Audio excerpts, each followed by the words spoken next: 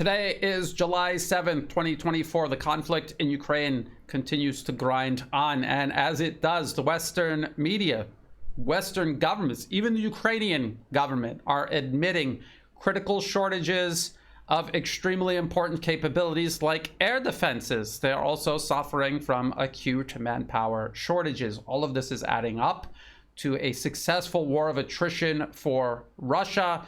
Again, we have to remember, they are putting pressure along the entire line of contact. Their forces advance where Ukrainian lines begin to falter. They're not trying to break through. They're trying to put pressure on the entire line of contact until parts of it crumble, then they exploit it.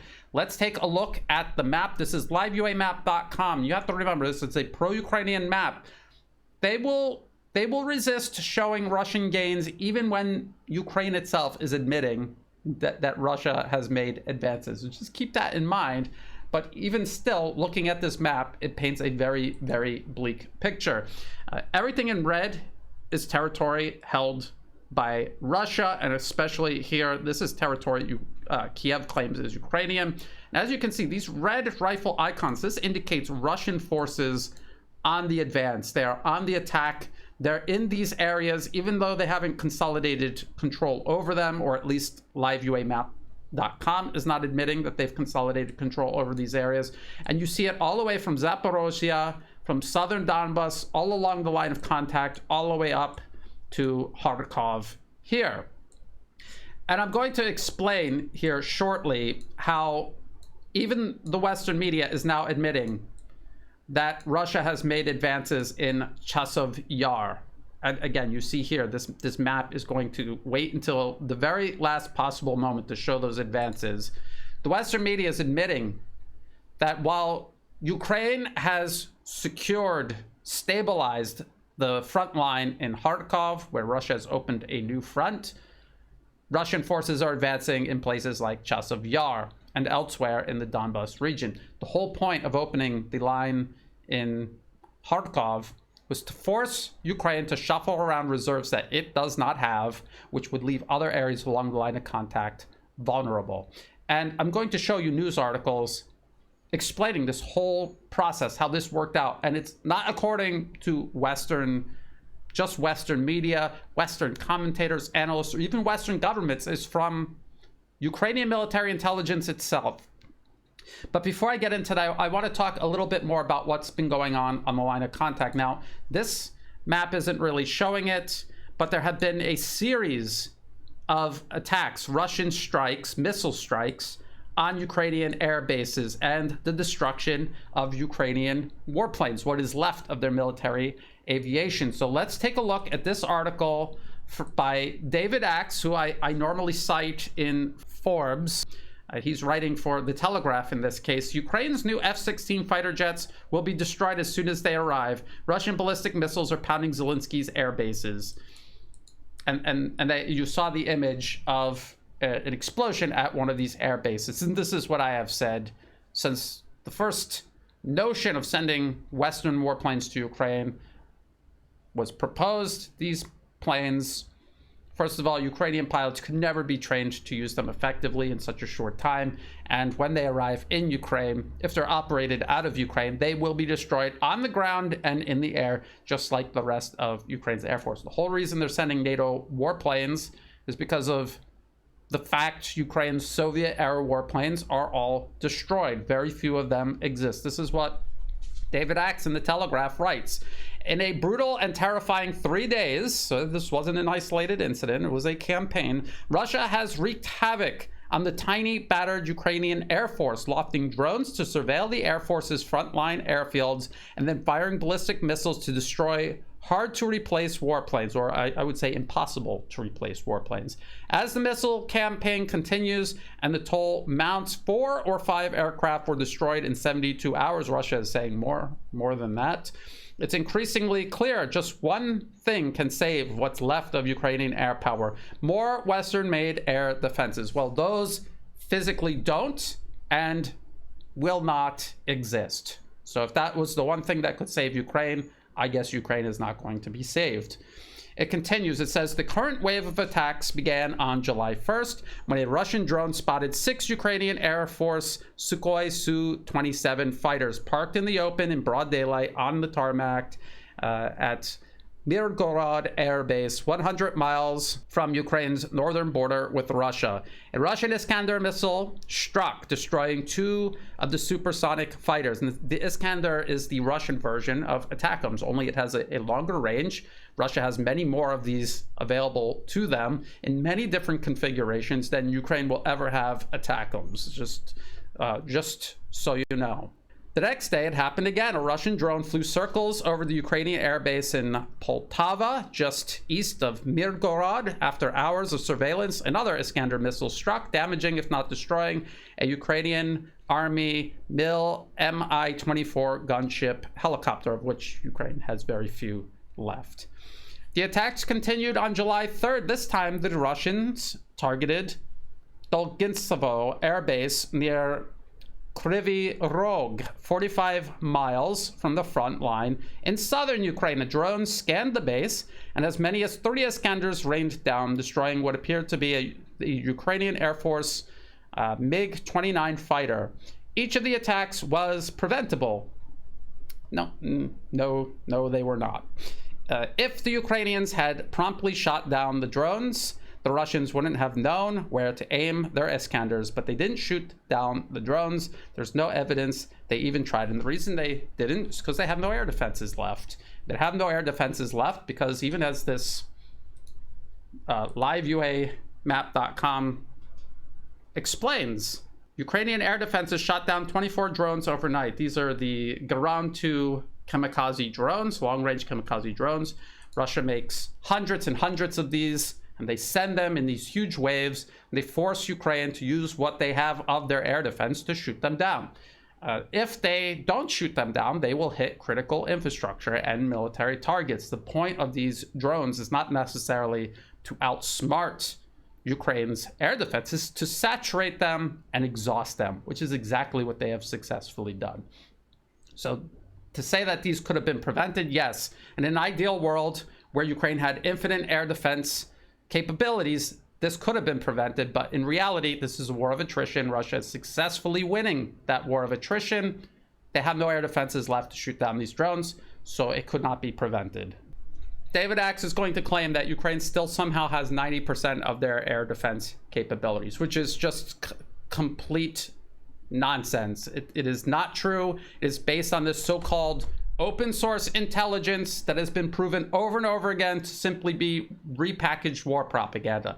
These are the same websites and individuals online who told people in 2023 that Ukraine's offensive was going to just simply roll over depleted Russian forces, because as they had been counting up with their open source intelligence, the Russian military had been destroyed 10 times over. So there was nothing left along their defense lines when Ukraine launched their NATO-trained, NATO-armed offensive in 2023. They were just going to roll through to the Sea of Azov. And as we know, what happened instead, and as the Wall Street Journal itself reported in their headline, it hit a wall of steel, Russian defenses, and it was comprehensively defeated, as Alexander Mikaris of the Duran likes to remind people. It didn't just fail, it was comprehensively defeated. So these open source intelligence projects are war propaganda. They are verifiably putting out false information that does not reflect the reality on the battlefield. So for David Axe to continuously cite them, despite it making him continuously wrong about every aspect of this conflict, forcing him to then write articles like this, conceding that yes, actually, yes, Ukraine is the one losing. Russia is the one that still has resources available, and it is continuously tilting this battle further in Russia's favor. So this is what he says. In theory, the Ukrainians still have 90% of their pre-war air defense force, but it's scattered more widely than it was before 2022. No, this is untrue. They simply do not have it. It does not exist. Russian bombardment of Ukrainian cities has compelled the Air Force to concentrate its best air defenses around the biggest population centers. This has left many military installations less protected. It's demonstrably false. And he proves it because the article he links to is this from the UK government. UK condemns Russia's bombardment of Ukrainian cities and energy infrastructure. UK statement to the OSCE. They're talking about how, yes, Russia is attacking these population centers, striking at the power grid. And as the Western media and the Ukrainian government admit, it has been destroyed. It is 80% or more destroyed. So if that's where their air defenses are, and that is what they're protecting, and 80% of their power grid is now destroyed, obviously they don't have 90% of their air defense protecting the power grid. It's gone. It does not exist. It is not protecting the power grid. It is not protecting their military installations. So what he's actually saying is false. They're just simply out of air defenses, and there are no more coming. This is what David X claims. Some relief is coming. Before last month, Ukraine had just 3 batteries of its best American-made Patriot long-range surface-to-air missiles. Germany, the Netherlands, and the United States have since pledged 3 additional batteries plus some spare launchers, and a $2.3 billion aid package that the United States announced on July 3rd includes big consignments of missiles for the Patriot batteries, as well as separate medium-range air defenses. And they're talking about NASAMS there, which fire a air-to-air missile that is being used in the surface-to-air role. So what is he talking about? These 3 batteries that are coming. This is the collective West scraping the absolute bottom of the barrel. This is all they have left to spare. And this is from the New York Times. Europe seeks to solve the Patriot puzzle in Ukraine, with Ukraine clamoring for more air defenses. That is Zelensky right here. He wants to double air defense capabilities through the summer, which is impossible and will never happen. And the reason it'll never happen is because of what the New York Times explains in this article. Officials are trying to scrape together a Patriot battery from spare parts scattered across the continent. A European plan to give Ukraine another Patriot air defense system, so just one other battery. They're trying to scrape together just one more battery to protect its battered cities from Russian airstrikes is coming together piece by piece. But as the Western media admits, they cannot protect their power grid. They cannot even protect their most valuable military installations. So these Patriot missile batteries that they have right now are not working. They are not working. And I'll explain why they're not working here in just a minute. And why sending more batteries is not the solution. So they're putting it together piece by piece, just to scrape together one extra battery. The radar and 3 missile launchers are being supplied by the Netherlands.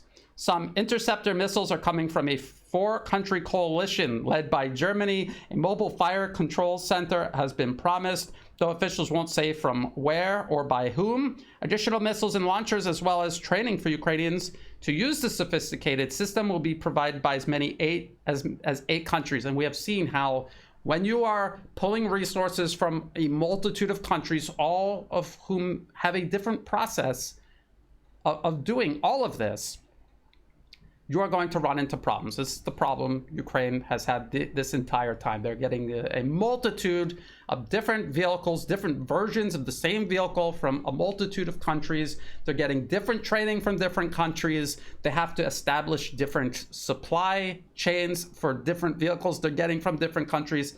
It vastly overcomplicates an already daunting logistical challenge. And in this New York Times article, they admit that because you're scraping together different components from entirely different Patriot systems, which span many, many years. So there's many versions, there's many updates, there's different versions of software and hardware that are used in the Patriot missile systems. They're not interoperable. So you will get an old command center. You're trying to mix it with a mixture of different launchers and a radar. You're going to have to figure out a way to get them to work together. It's like trying to get a floppy disk to work with your smartphone.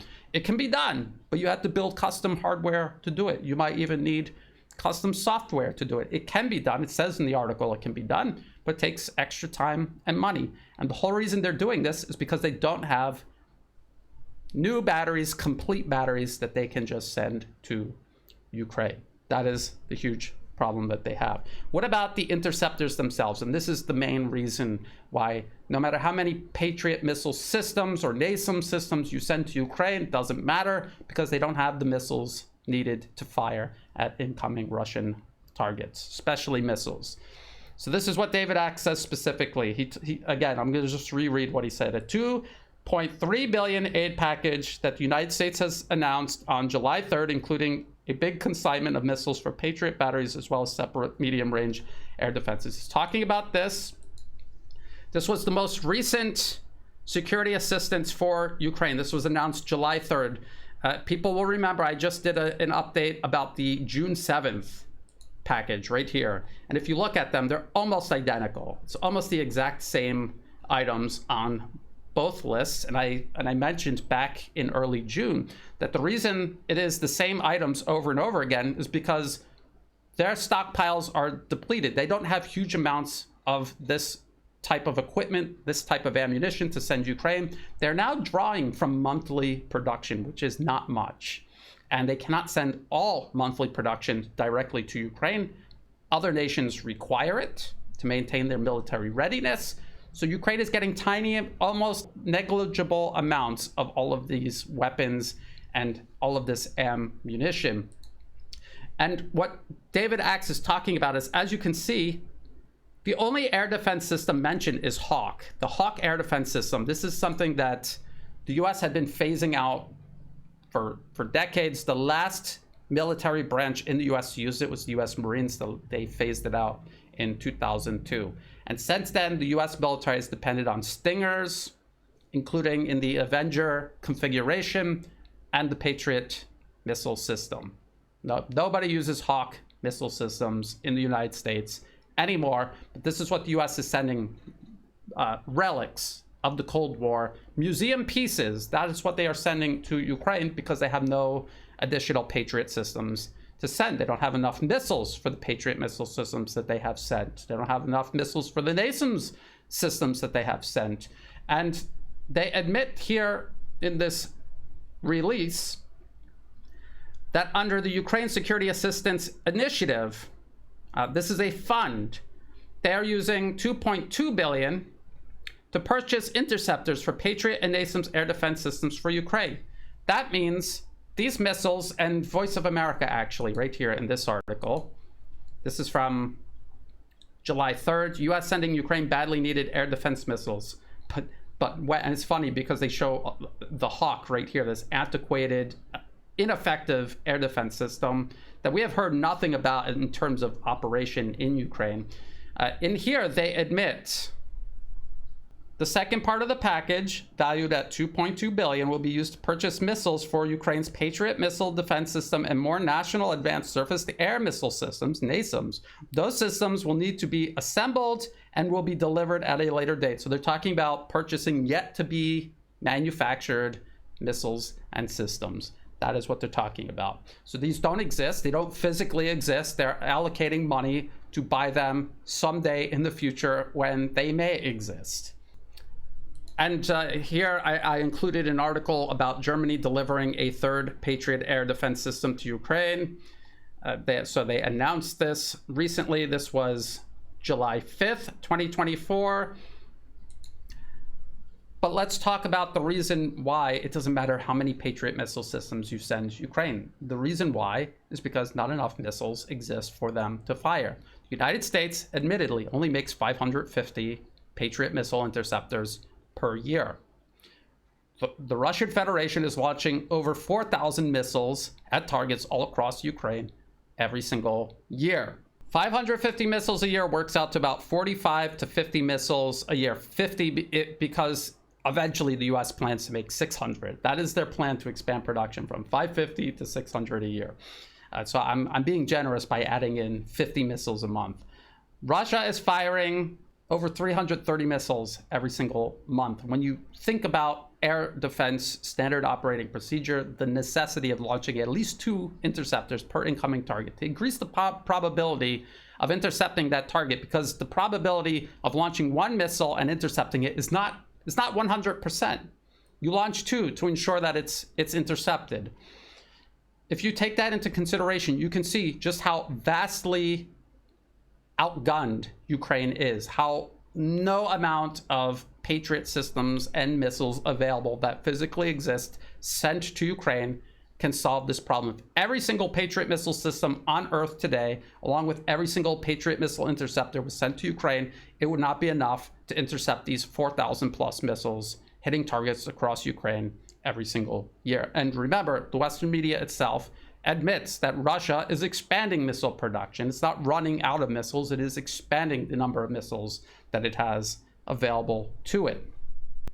The Western media, although they're not going to come out and say it as directly, if you read these articles and you think about it objectively, they are telling you that Ukraine is decisively losing the air defense missile battle that's taking place over Ukraine. They are admitting that. They're also pretty much openly admitting, this is what David Axe's article is about. The F-16s that are going to be sent are going to make absolutely no difference at all whatsoever. And David Axe is fanatically pro-Ukrainian. He's just being realistic. Maybe he's tired of being wrong all the time. I'm sure he has written articles in the past talking about how the F-16s were going to be game changers. He's heading that off at the pass by finally admitting ahead of time what is actually going to happen versus what he wishes was going to happen. So not only is Ukraine losing this missile war in its airspace, it is also losing the war along the line of contact, the ground war, which this conflict is essentially a ground war.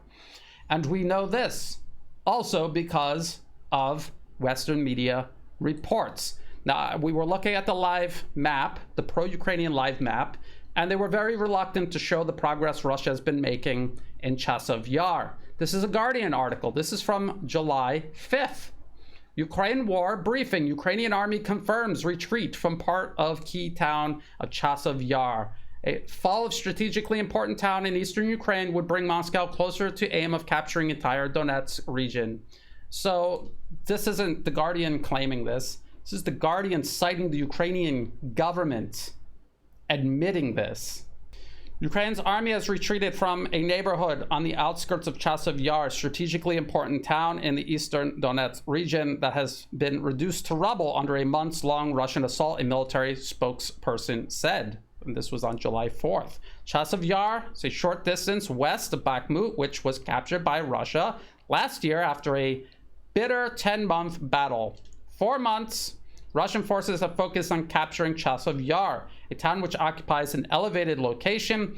Its fall would put nearby cities in jeopardy, compromise critical Ukrainian supply routes, and bring Russia closer to the stated aim of seizing the entire Donetsk region. And keep all of that in mind when Chasiv Yar does completely fall, and these same Western sources claim that it was an insignificant town with a tiny population, is completely meaningless. And so Russia's victory is entirely hollow, which is what they actually said about Bakhmut. But you can see how one town or city captured leads to the next, and how all of this is putting tremendous pressure on Ukraine's military, its fighting capacity, pressure that it cannot bear, demonstrably so. Now, this most recent article from just over the last week confirms what people were saying when Russia opened its front in Kharkov, that was not an attempt to storm into the region, take the city of Kharkov, and their failure to take the city meant that the offensive was a failure. The whole point of doing that was to force Ukrainian reserves to move to Kharkov, allowing Russia to make advances elsewhere, including Chasiv Yar. And it wasn't me saying that, just imagining that. It wasn't other analysts imagining that. It was the head of Ukrainian military intelligence saying that. This is from the New York Times. This was from May 14th, 2024. Facing Russian advance, a top Ukrainian general paints a bleak picture. Ukraine's forces are stretched thin, have minimal reserves to draw on, the chief of military intelligence said, in addition to shortages of weapons, which is what I have been saying for over 2 years now. This is a war of attrition. Ukraine is running out of manpower, equipment, weapons, and ammunition. Now the head of Ukrainian military intelligence is openly admitting this. This is being reported by the New York Times. And this is what General Budanov, because that's who they're talking about. General Budanov, head of Ukrainian military intelligence, this is what he said, according to the New York Times. All of our forces are either here in Kharkov or in Chasov Yar, he said, referring to a Ukrainian stronghold about 120 miles further south that Russian troops have assaulted in recent weeks. I've used everything we have. Unfortunately, we don't have anyone else in the reserves. So what he was explaining there was that by opening a new front, Russia is forcing Ukraine to choose between stopping Russian advances in the Donbass or stopping Russian advances in Kharkov. And so Ukraine chose to stop, to stabilize the front in Kharkov. And now we have articles confirming that exactly what General Budanov warned about. Ukraine is losing Chasiv Yar one part at a time. One important key part at a time. It's a heavily fortified position. It's not just some random town that Ukrainians showed up at to try to stop the Russians. Ukrainians are deeply entrenched there. And so any progress at all is demonstrating the cracks that are beginning to show all along the line of contact across Ukrainian lines. Now, all of this, these admissions that Russia's war of attrition is working, there are efforts to perform what you could call damage control. You have articles like this, and that is exactly what these articles are. If you look at articles like this from the New York Times, Russia sends waves of troops to the front in a brutal style of fighting. More than 1,000 Russian soldiers in Ukraine were killed or wounded on average each day in May, according to NATO and Western military officials. These are the same NATO and Western military officials that told you Russia was going to run out of missiles in 2022, that Ukraine's 2023 offensive was going to reach the Sea of Azov because Russian forces were stretched out and exhausted, their equipment and ammunition depleted. And now they're telling us that it's Russia, not Ukraine, suffering catastrophic losses, even as Ukraine itself admits they're out of manpower, they're out of ammunition, their air defenses are depleted. How could it possibly be that still somehow they're killing more Russians than they themselves are losing troops, despite having no resources to fight Russia with?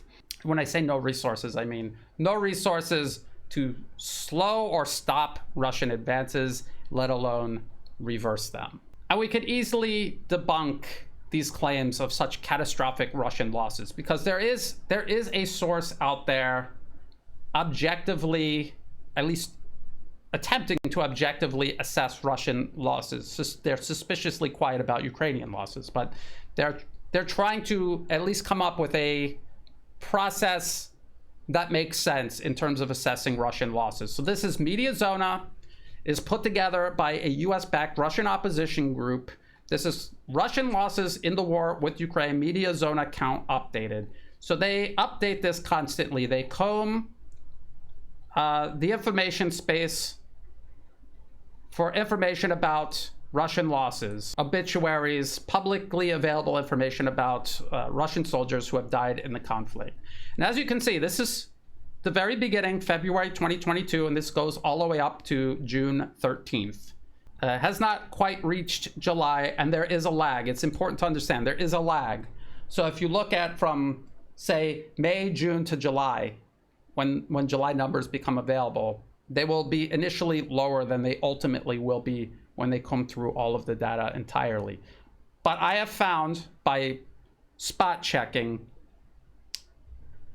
their tallies during that actual month, and then 3, 4, 5 months later, their final tally, there's about an 8% increase in numbers. Say Bakhmut. This is Bakhmut. This is the battle for Bakhmut. This is the battle for Avdiivka. This was actually the Ukrainian offensive, the 2023 offensive. You can see the decline in Russian losses that this pro-Ukrainian, pro-NATO, pro-US source is reporting. You can see a decline in Russian losses during the 2023 Ukrainian offensive. When they went on the offensive in Avdiivka, you see this increase, and then there's another decrease.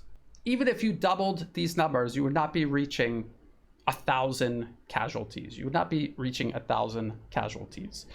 And you have to remember, there's a difference between deaths, which is what this website is showing, and casualties. And I'm using a 3 injured per 1 dead ratio, which is extremely favorable to Ukrainian propaganda, and it still doesn't add up. If you go to the Harvard Kennedy School Belfer Center, non-fatal casualties and the changing costs of war, they talk about a ratio of 10 injured to 1 combat death to 17 injured to 1 combat death. And what many pro-Ukrainian commentators will say, well, American battlefield medicine is exceptional and Russia doesn't come anywhere even close. But even if you cut it in half, even if you cut it even further, again, three injuries to 1 combat fatality still doesn't add up to what these NATO and Ukrainian sources are saying. So these stories of catastrophic Russian losses, this is damage control. They're citing sources we know have provided us, deliberately so, provided us false information about all aspects of this conflict, and they're doing it again as a means of coping with their Ukrainian proxies losing this proxy war. Now, I have one last point to cover, and it's not necessarily related to Russia's war of attrition and how it is decisively winning that war of attrition. This has to do with another story that I saw doing my research for this week's update. And let's just begin with this.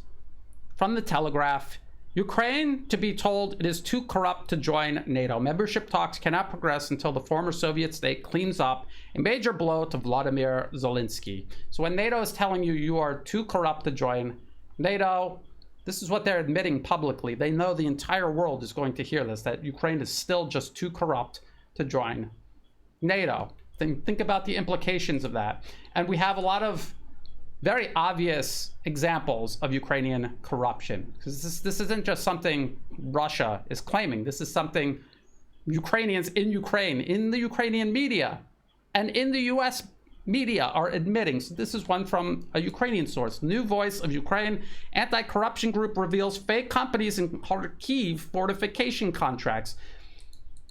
One of the excuses that Ukraine used for Russia's rapid advance into Kharkov was that money allocated to build physical defenses and fortifications in Kharkov were stolen. The money was just stolen.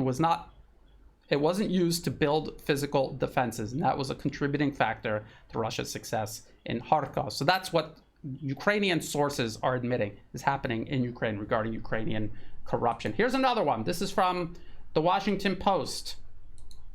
Ukraine says defense officials stole 40 million meant for ammunition. Security service implicated top officials in an embezzlement scheme and said the money, state funds, not foreign aid, is being recovered. So they say. And this is just what they're admitting. This was in January 2024. This was more recent. This was May 2024. So 2 extremely obvious examples of just off the charts corruption in Ukraine.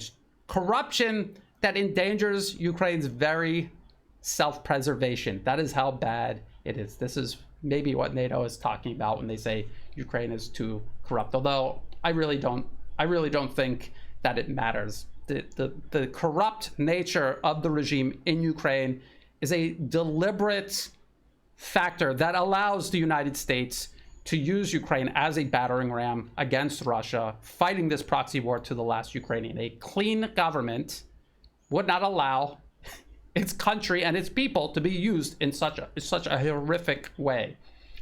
So this is baked into the process of waging a proxy war against Russia. Now, the article that I actually saw that prompted me to look into all of this and present this to you is this from Politico. Ukraine's People's Satellite wreaks havoc on Russian targets. This is just the latest iteration of Ukrainian innovation and teamwork and how they're prevailing over the evil Russians. But this story, even at face value, should raise alarm bells. I mean, we know, and I just talked about in a previous video about where Ukraine gets its satellite information from in terms of finding targets and then getting the coordinates to strike at them with long-range weapons. We know where they get that information from. But let's just take a look at this Politico article and what they're claiming.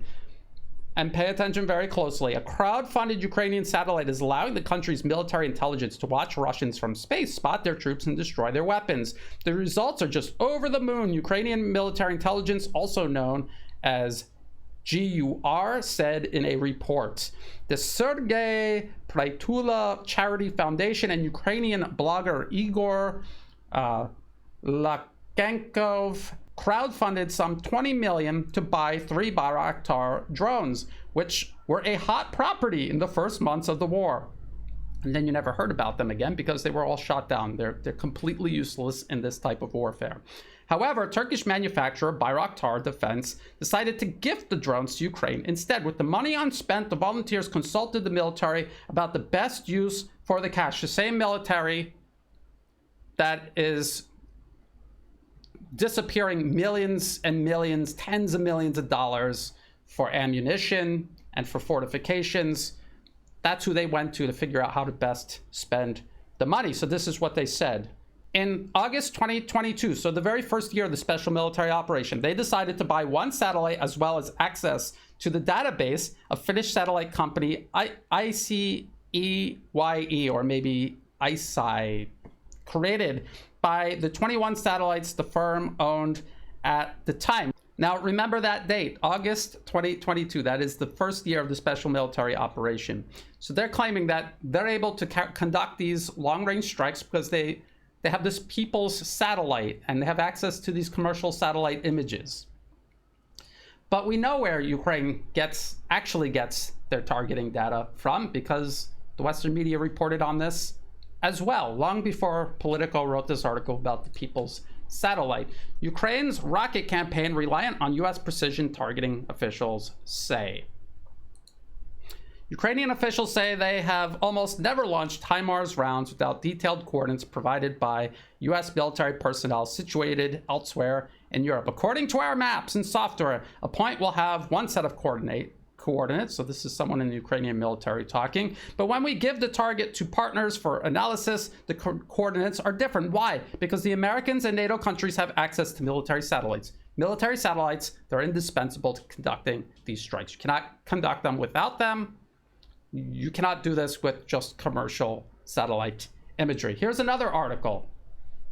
So that was February 2023. This article is from May 2024. Ukraine asked US to provide more intelligence on targets in Russia. Why did they need to do that if they have access to the people's satellite and they can see all of these targets themselves? Ukraine has asked the Biden administration to provide more intelligence on the position of Russian forces and military targets inside Russia as Ukrainian troops struggle to hold ground in the war, according to US and Ukrainian officials. The United States provides some intelligence to Ukraine on Russian forces in Russia, for example, on troops that are massing for potential attacks. Ukraine also has access to commercial satellite imagery that allows it to see Russian activity at major military bases. But Ukrainian officials say they need to increase the number and effectiveness of their cross-border attacks to press Moscow to end the war, according to current and former Ukrainian officials. To do that, those officials say they want more real-time intelligence and more information from allies on what US and European officials think are the most critical targets. So they're not using commercial, they're not using the people's satellite to do this. They need US and other NATO space-based capabilities to do this. So this whole story that Politico is talking about, $20 million.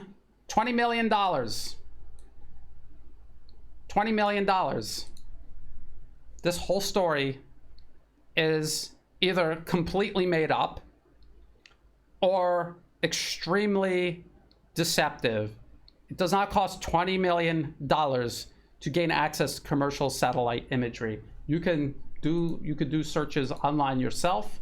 It could cost between $10 to $70 per image. And there's also monthly and annual subscriptions.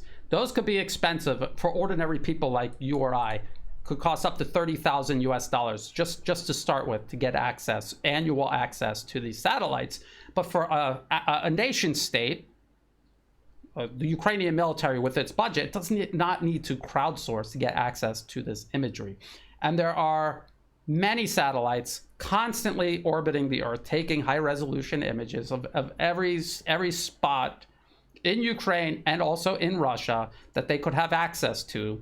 They don't need $20 million to crowdsource, to buy a commercial satellite or to get access to a constellation of 20 imagery satellites. This is nonsense. This is just another example of corruption in Ukraine, where they are not just stealing US, European money, government money, but they're asking well-meaning, naive, ignorant people to fork over their hard-earned cash to them so they can pocket it and claim that they're gaining access to satellites that are helping them strike these targets, when they themselves admit they need access to NATO satellites to do so.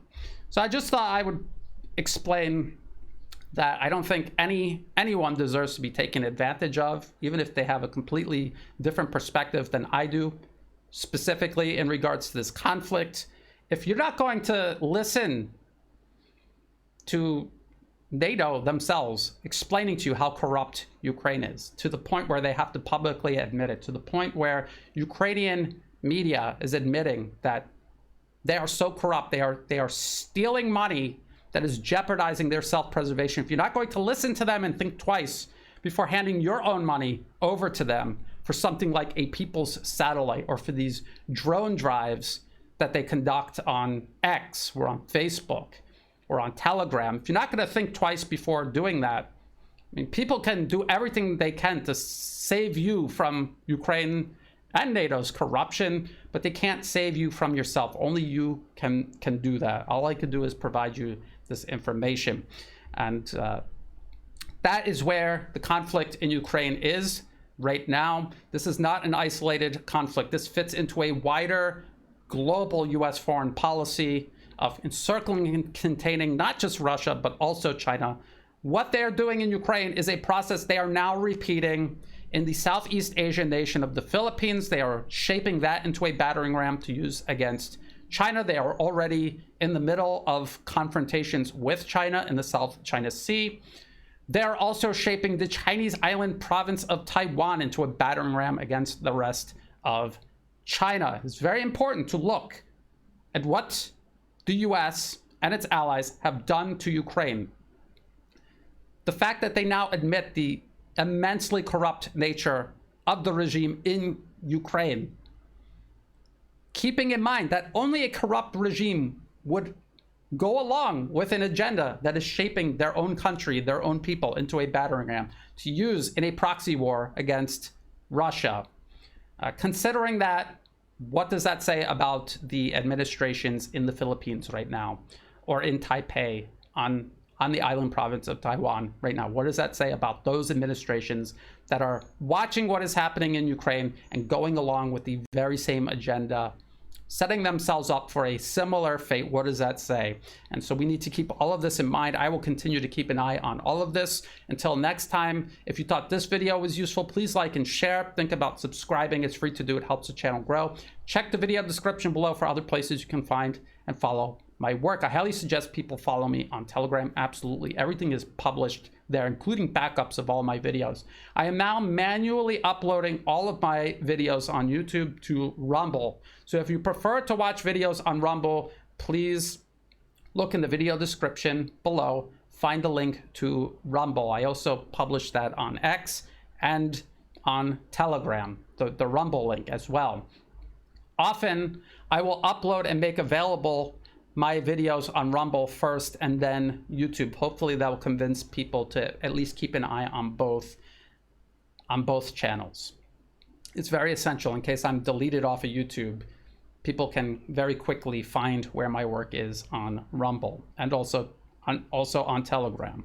In the video description are all of the links that I referenced in this video. There are a lot of them. They're all Western media sources, or US and British government sources, or Ukrainian sources. So please check those out. Also in the video description below are ways you can help support my work. I do not monetize my YouTube channel, Rumble, X, Telegram. None of the platforms that I'm on are monetized. I very deliberately solely depend on people donating directly to me through Buy Me a Coffee and also Patreon. The links will be in the video description below. To people who have donated month to month or one-time donations, or even if you have no additional resources to spare and you're just sharing my work with others, that is all greatly appreciated. That is what makes this work possible. So thank you. And as always, thank you for watching.